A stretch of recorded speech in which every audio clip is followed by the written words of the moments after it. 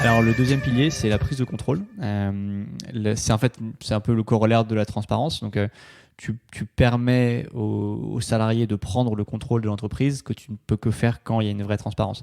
Et ça, l'idée, en fait, elle est très simple. Moi, je suis pas capable d'être partout. Je veux ne pas être indispensable à ma boîte. Si je suis indispensable, c'est très dangereux pour ma boîte.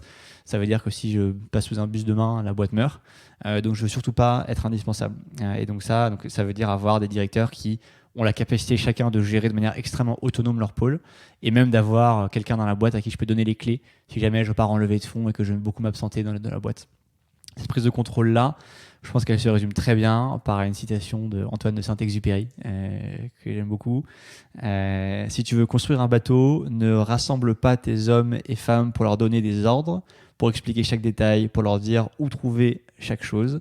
Si tu veux construire un bateau, fais naître dans le cœur de tes hommes et femmes le désir de la mer.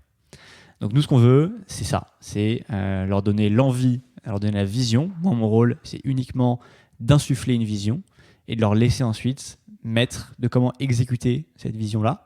Et c'est pour ça qu'on recrute des gens qui sont meilleurs que nous, parce qu'ils seront plus capables que nous d'exécuter cette vision.